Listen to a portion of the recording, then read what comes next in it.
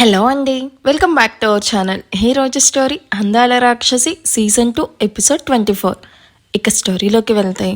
నిషాన్ కూర్చున్న క్యాబ్ మహల్ ముందు ఆగడంతో డ్రైవర్కి అమౌంట్ ఇచ్చేసి మహల్ లోపలికి నడిచిన నిషాన్ డైరెక్ట్గా లోపలికి వెళ్తూ ఉండగా గార్డెన్లో నుండి ఆశి ఏడుపు విని తన చేతిలోని బ్యాగ్ వదిలేసి గార్డెన్లోకి పరుగులు పెడతాడు.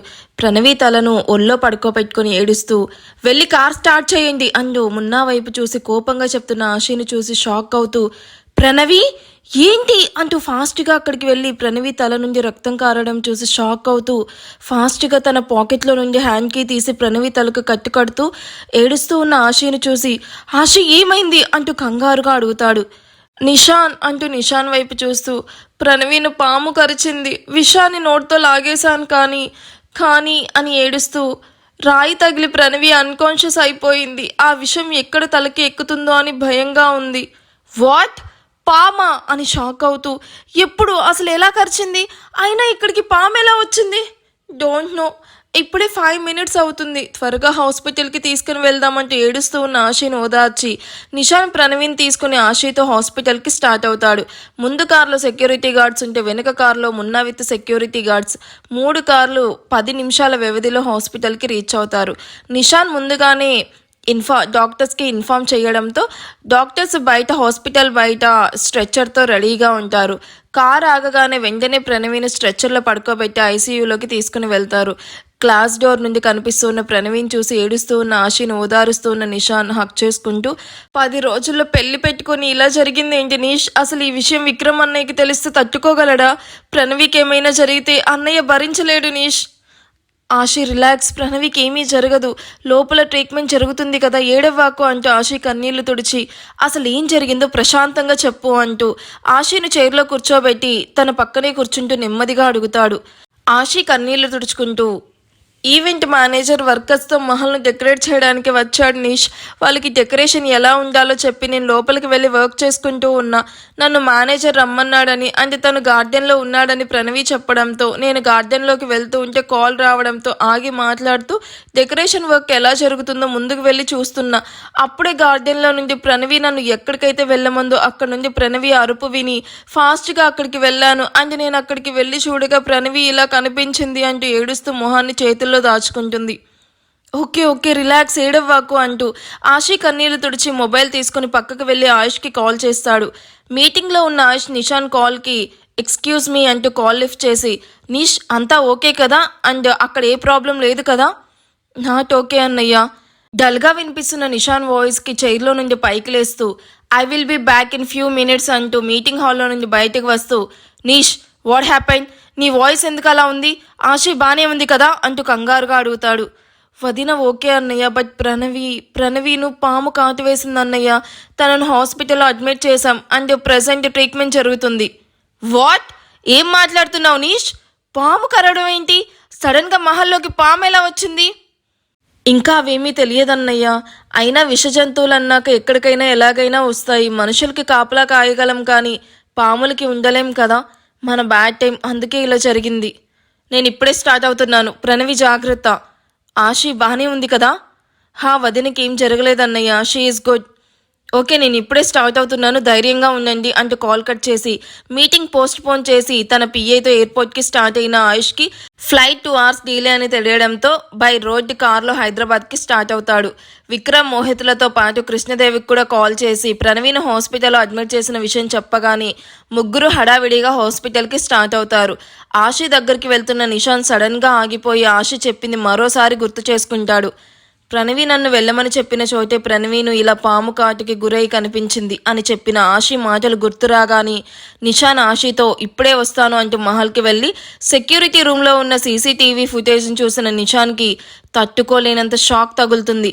ప్రణవి ఒక అబ్బాయితో సీరియస్గా మాట్లాడడం, ప్రణవి గార్డెన్లోకి వెళ్ళి ఎవరి కోసమో వెతకడం, మరోవైపు ఆ అబ్బాయి గార్డెన్లో నిలబడి తనతో పాటు తీసుకొచ్చిన పామును గార్డెన్లో వదలడం, అది ప్రణవిను కాటు వేయడం, అది చూసిన ఆ అబ్బాయి భయంతో అక్కడ నుండి వెళ్ళడం మొత్తం కెమెరాలో రికార్డ్ అవుతుంది. మహల్లో ఉన్న ప్రతి చోట క్యామ్స్ ఉన్నాయి, ఒక్క బెడ్రూమ్స్లో తప్ప. ఆయుష్ ఆశి కోసం తన రూమ్లో మాత్రమే క్యామ్ను సీక్రెట్గా ఆశికి కూడా తెలియకుండా ఫిక్స్ చేస్తాడు. అదంతా చూసిన నిషాన్కి వెంటనే అర్థమవుతుంది ఇదంతా ప్రణవి ఆశీను చంపడానికి వేసిన ప్లాన్ అని. అండ్ ఆశీను చంపాలి అని తనే ఆ పాము ఘాటుకు బలైపోయిందని తెలుసుకొని వెంటనే దాన్ని ఎవరూ చూడకముందే బ్యాకప్కి కూడా ఛాన్స్ లేకుండా డిలీట్ చేస్తాడు. ముఖ్యంగా అది ఆయుష్ చూస్తే ప్రణవి బ్రతికిన ఆయుష్ని చంపేస్తాడు అని నిషాన్కి తెలుసు. అందుకే దాన్ని వెంటనే డిలీట్ చేసి ఈ విషయం ఎవరికి తెలియకూడదని సెక్యూరిటీకి వార్నింగ్ ఇచ్చి గార్డెన్లోకి వెళ్తాడు. అక్కడ గార్డెన్లో పడిన ప్రణవి మొబైల్ తీసుకుని తిరిగి హాస్పిటల్కి స్టార్ట్ అవుతాడు. అప్పటికే హాస్పిటల్కి కృష్ణదేవ్ వచ్చి కూతుర్ని అలా చావు బ్రతుకుల మధ్య చూసి మౌనంగా కన్నీళ్లు పెట్టుకుంటూ బాధగా చైర్లో కూర్చోనుంటే ఆశ ఆయన్ను ఓదారుస్తూ ఉంటుంది. నిషాన్ కృష్ణదేవ్ని అలా చూసి ఆయన పక్కన కూర్చొని, మామయ్య ప్లీజ్ కంట్రోల్, మీరే ఇలా అయిపోతే ఎలా చెప్పండి, ప్రణవికి ఏం కాదు, అది నవ్వుతూ మన మహల్కు తిరిగొస్తుంది అంటూ లోపల ప్రణవికి ఏం జరుగుతుందో అని భయంగా ఉన్న కృష్ణదేవ్ను అలా చూస్తూ ఉండలేక ధైర్యం చెప్తూ ఉంటాడు. ప్రణవికి ఎందుకు ఇలా జరుగుతుంది నీష్, చిన్నప్పుడే తల్లి దూరమైంది, మరోవైపు ప్రేమించిన బావ తనను కాదని మరో అమ్మాయిని పెళ్లి చేసుకున్నాడు, ఇప్పుడు తనను ప్రేమించిన వాడితో పెళ్లి జరుగుతుంది, ఇప్పటి నుండైనా నా కూతురి జీవితం సంతోషంగా ఉంటుంది అని ఆనందపడే లోపే చావు బ్రతుకుల మధ్య ఇలా చూడాల్సి వస్తుంది. ఇది చూడ్డానికేనా నేను ఇంకా బ్రతికే ఉన్నది? బాబాయ్ గారు ప్లీజ్ ధైర్యంగా ఉండండి, ఈ సమయంలో మన మనోధైర్యమే మనకి బలం, సో ప్లీజ్ స్టే స్ట్రాంగ్, తనకేమీ కాదు, మనం అనుకున్న ముహూర్తానికి ప్రణవికి అండ్ విక్రమ్ అన్నయ్యల పెళ్లి జరుగుతుంది, మీరు అధైర్యపడకండి అంటూ ఆయన చేయి పట్టుకొని ప్రెస్ చేస్తూ ధైర్యం చెప్తూ ఉంటుంది ఆశి. నీ మంచి మనసుతో చెప్తున్నావు కదా ఆశి, ప్రణవికి ఏమీ జరగదు, నీ మాటలే నిజమవ్వాలి బంగారం అంటూ డాక్టర్ ఎప్పుడు బయటకు వస్తాడా అని చూస్తూ ఉంటారు. ఈ లోపు అక్కడికి వచ్చేస్తారు మోహిత్, జోషి అండ్ దియా. మోహిత్ కంగారుగా నిషాన్ వైపు చూస్తూ, ఏంట్రా ఇది, అసలు ఎలా జరిగింది, మహల్లోకి పాము రావడం ఏంటి, అది ప్రణవీని కాటివేయడం ఏంటి? ప్రాణాలు తీసే విష జంతువులు బావా, అవి ఎక్కడైనా ఉంటాయి అండ్ ఎక్కడికైనా వస్తాయి, మనుషులకి సెక్యూరిటీ ఇచ్చినట్టు వాటికి ఇవ్వలేం కదా, చిన్న హోల్ కనిపించినా వచ్చేస్తాయి, అలాగే పాము వచ్చింది. మహల్లో ఇలా జరగడం ఫస్ట్ టైం అనుకుంటా. అండ్ ఇప్పుడు ప్రణవికి ఎలా ఉంది, డాక్టర్స్ ఏం చెప్పారు?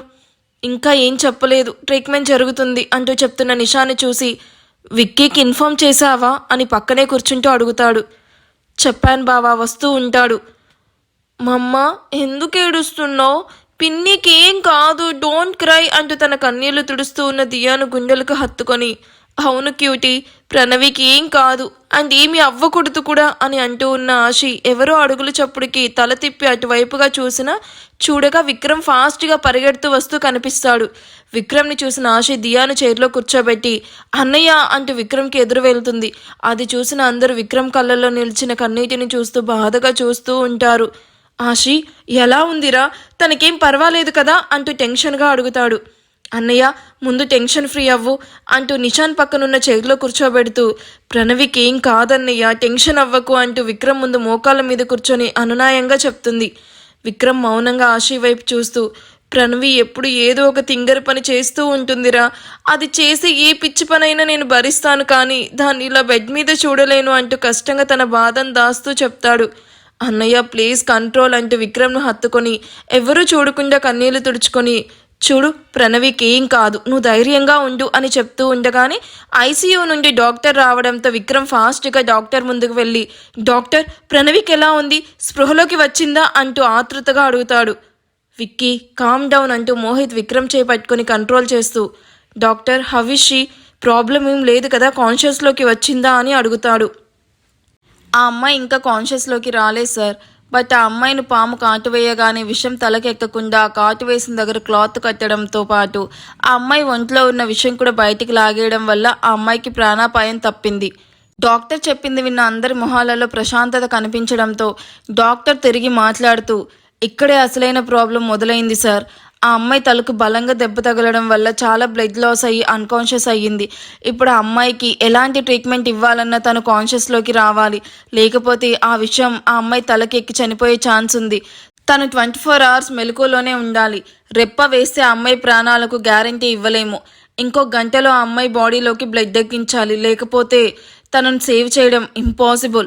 ఆ బ్లడ్ గ్రూప్ మా హాస్పిటల్లో అసలు స్టాకే లేదు సార్, అండ్ నేను బ్లడ్ బ్యాంక్కి కాల్ చేస్తాను, మీరు కూడా తెలిసిన వాళ్ళని అడగండి, మనకి ఇప్పుడు ఆ బ్లడ్ ఇచ్చే డోనర్ చాలా ఇంపార్టెంట్ అంటూ కాల్ మాట్లాడుతూ అక్కడ నుండి వెళ్తున్న డాక్టర్ని చూసి విక్రమ్ శక్తి లేనట్టు చైర్లో కూలబడతాడు. అన్నయ్య ప్లీజ్ భయపడుకు, తనకేం కాదు అంటున్న ఆశి ఒళ్ళో తల పెట్టుకొని, దాన్ని పైకి లేవమని చెప్పరా, పోనీ నాతో మ్యారేజ్ క్యాన్సిల్ అయిందని చెప్పు, అప్పుడు ఖచ్చితంగా కళ్ళు తెరుస్తుంది అంటూ కన్నీళ్లు పెట్టుకుంటున్న విక్రమ్ని చూసి అక్కడున్న ప్రతి ఒక్కరి కళ్ళల్లో నీళ్లు తిరుగుతాయి. ప్రణవి ఎలా ఉన్న విక్రమ్ తనను చాలా సిన్సియర్గా ప్రేమించాడు.